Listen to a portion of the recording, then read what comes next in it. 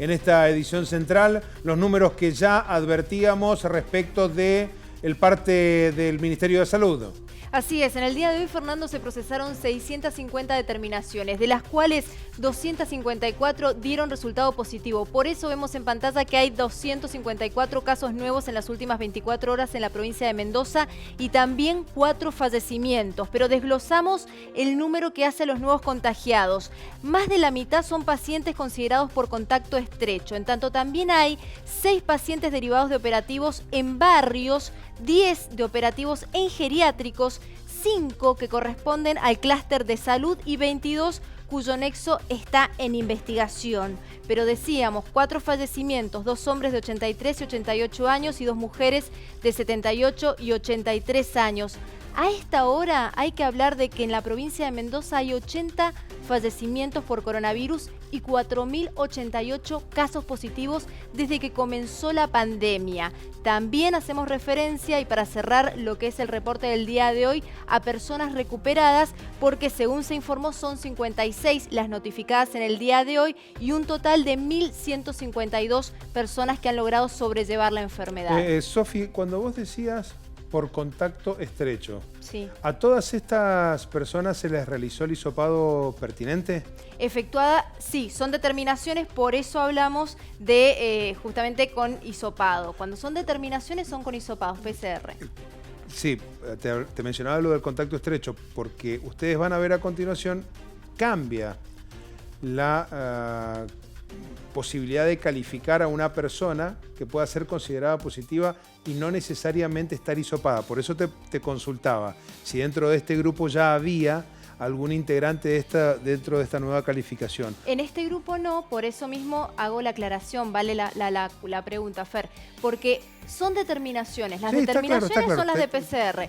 Estas son, concretamente, son 211 personas que fueron hisopadas, dieron resultado positivo y ahora sí podemos avanzar en la dirección que vos me planteás, que es lo que hoy anunció precisamente la ministra de Salud, Ana María Nadal, respecto de la nueva definición de caso positivo, que son estas personas que conviven con alguien que por PCR dio positivo y esta persona que convive empieza a presentar al menos 2 síntomas, esa persona pasa a ser considerada también un caso positivo de coronavirus.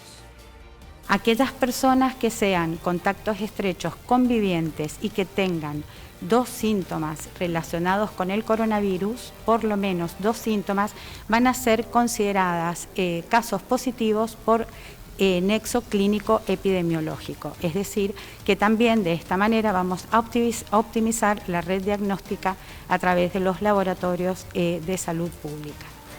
Tanto los casos que se confirmen por PCR como los casos que se confirmen por nexo epidemiológico, el profesional tratante tiene que notificar en el sistema CISA y tiene que primero tenerse una declaración jurada, del mismo modo que se notifica el caso positivo a través de determinación por laboratorio, se hace a través de declarar positivo por nexo clínico epidemiológico, ¿sí? O sea que se registra de igual manera.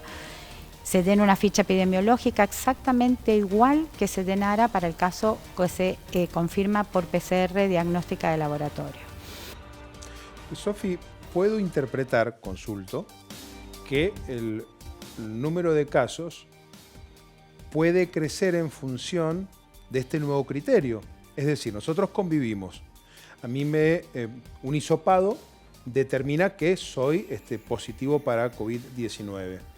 Como nosotros convivimos, automáticamente lo que interpreta la autoridad sanitaria, y si tenés 2 de los síntomas enumerados en esta larga lista de síntomas relacionados con coronavirus, a vos se te considerará positiva. Efectivamente, ajá, pero siempre son personas que van a ser evaluadas médicamente y obviamente a partir también de esa evaluación médica que se va a efectuar es que justamente también se va a determinar el tipo de internación o aislamiento que esa persona puede cumplir. ¿Por qué decimos puede? Porque no todos tienen las mismas condiciones, el mismo estado de salud y esto es también lo que está vinculado estrechamente con esta nueva definición de caso positivo. Sí, seguro. ¿Tenías más? Así es. Justamente, hoy se anunciaron básicamente lo que ya veníamos hablando se oficializó y aquí lo vemos en pantalla. Los 3 tipos, las 3 estrategias de aislamiento. Tenemos la internación hospitalaria, que ya lo conocemos. Por otro lado, el aislamiento extrahospitalario, estos son los hoteles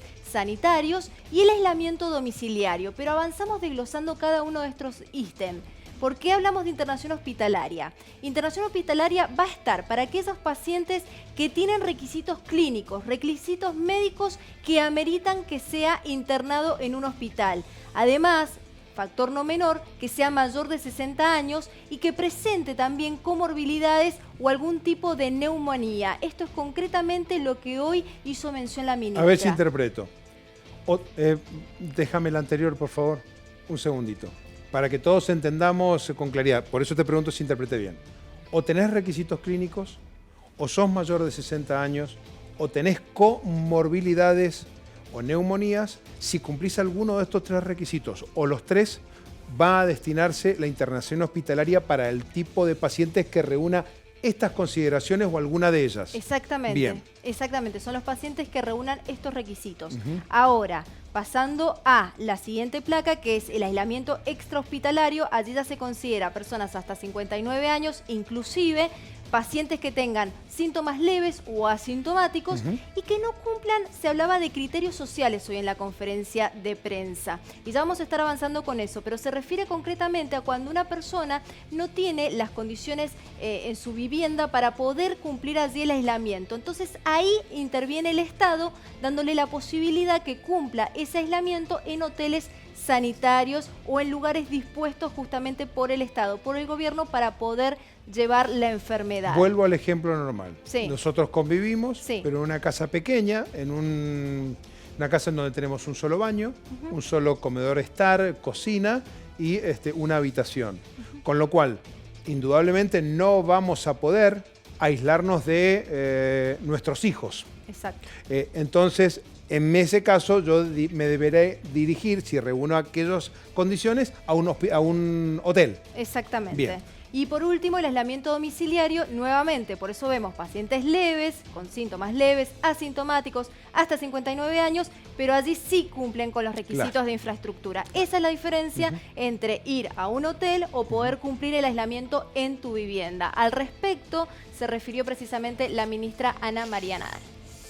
Las estrategias que estamos estableciendo tienen que ver con optimizar la respuesta del sistema de salud, utilizar racionalmente y mejor los recursos del sistema de salud y también tiene que ver con evitar los contagios en los hospitales y proteger a los equipos de salud para evitar contagios intrahospitalarios, teniendo en cuenta que los pacientes leves y asintomáticos pueden ser controlados en sus hogares por los equipos de salud. Para el caso del hogar, tienen que ser personas que puedan tener sistemas de alarmas previstos, es decir, personas que frente a una complicación puedan tener desde medios de movilidad o medios de comunicación para poder relacionarse rápidamente con un efector de salud y poder efectuar una consulta. Siempre que la institución, ya sea pública o privada, determine que ese paciente está en condiciones de hacer aislamiento domiciliario, se hará un seguimiento mínimo de óptimo, es de 3 al tercer día, al séptimo día y al 14 día, y si no, un seguimiento mínimo de por lo menos 2 veces durante el transcurso de la enfermedad antes de dar el alta para ver las condiciones de salud, ya sea o por vía telefónica o por teleconsulta o por visitas domiciliarias de brigadas, pero de esa manera se va a controlar que las personas que transcurran la internación domiciliaria o el aislamiento domiciliario no corran riesgo de salud. Bueno, ya la escuchábamos. Y por último, también vamos a hablar de lo que se planteó hoy nuevamente, que es minimizar la circulación. Esa es la clave en el día de hoy, en el contexto en el que nos encontramos aquí en la provincia de Mendoza respecto de la pandemia. La ministra hizo especial pedido para que seamos precavidos y a su vez también tener conciencia respecto de esta situación, porque avisoran que se acelera la curva de contagios, es decir, van a haber más casos a partir de estos nuevos criterios y también de la propia evolución de la pandemia en la provincia. entendemos que tenemos casos, que podemos aumentar en la cantidad de casos y que puede haber en los próximos meses a un aumento de casos. Tenemos por lo menos un mes y medio en donde podemos tener aumentos de casos y por esto en esta etapa y estas estrategias que estamos utilizando para poder contener lo más adecuadamente posible esta cantidad de casos, teniendo en cuenta que el 80% de los casos que vamos a tener, como se sigue comportando la enfermedad, son de sintomatología leve o poco sintomáticas. Si nosotros logramos poder minimizar la circulación de las personas en la provincia, evitar que las personas circulen siempre y cuando su circulación sea necesaria, no circular en los casos en donde no hay necesidad de circulación, sino que siempre que sea necesario circular, minimizar al máximo posible todo lo que es el movimiento innecesario de personas, vamos a poder extender esta fase de contención y prepararnos adecuadamente para la fase de mitigación. Los nuevos criterios, ¿cuántas determinaciones se hicieron hoy? 650. Y de esas 650, 254 dieron positivo. Exactamente. Es decir, que estamos en un índice de positividad respecto de las determinaciones alto, 38, 40. Sí, 40% aproximadamente hoy. Hoy. En las estas determinaciones de las hoy. últimas 24 horas. Ya lo decíamos la semana anterior. Algunas autoridades del Ministerio de Salud de la provincia, Marce, y te sumo, están notando algunos números que nos va a dar Marcelo que pueden ser interesantes. Los funcionarios dicen, tenemos altos niveles de positividad en las muestras porque estamos yendo a buscar donde creemos que circula el virus con mayor asiduidad, con mayor volumen. Por eso que nos dan alta este porcentaje. La Organización Mundial de la Salud, ¿qué propone para quedarnos medianamente en paz respecto de...? Habla por debajo del 10%, Ajá. pero de PCR, por sobre todas las cosas, Ajá. que es el test que permite con absoluta certeza saber y conocer cuál es el estado de situación del potencial paciente. Cuando es positivo, es positivo. Después están las otras determinaciones que técnicamente son las serológicas o son a través de muestras de sangre que tienen otro grado, otro nivel de efectividad. Pero nosotros estamos muy altos, estamos por arriba del 40% en el promedio nacional. Y esto es, según lo que vos decías y lo que muchos sostienen, según desde dónde se mire la situación. Todos los datos pueden ser válidos y reales. Lo cierto es que mientras menos porcentaje de positividad podríamos llegar a tener es porque estaríamos haciendo más testeos.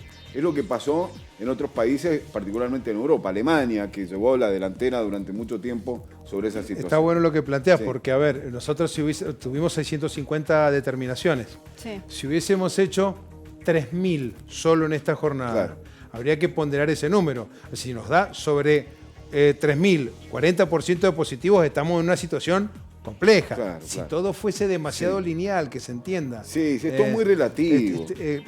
Y hay que sostener el nivel de testeo durante un determinado tiempo para hacer una proyección de ver si estás midiendo bien y si se está testeando lo que corresponde o lo que la OMS de alguna manera está sugiriendo. Hace poco Las nosotros- determinaciones oscilan según el día, cuando nosotros tomamos bueno. el dato, entre 300, 600, 400, 500. Está bien, pero Digo, la oscilación es actualmente enorme, porque es muchísimo. el 100% en algunos casos. A ver, hablabas... Por eso lo traigo a colación, ¿Se sí. acuerdan cuando hablábamos con Conrado Stoll? Sí. Este epidemiólogo que ha señalado cierto nivel de desconfianza respecto del método que se aplica en la Argentina. Dice, hay que testear a lo que más podamos, porque de esa manera aislamos, hacemos la corona, el Eso es escudo. lo ideal, todo lo que se pueda Bien. dicen quienes saben, ¿no? Los expertos.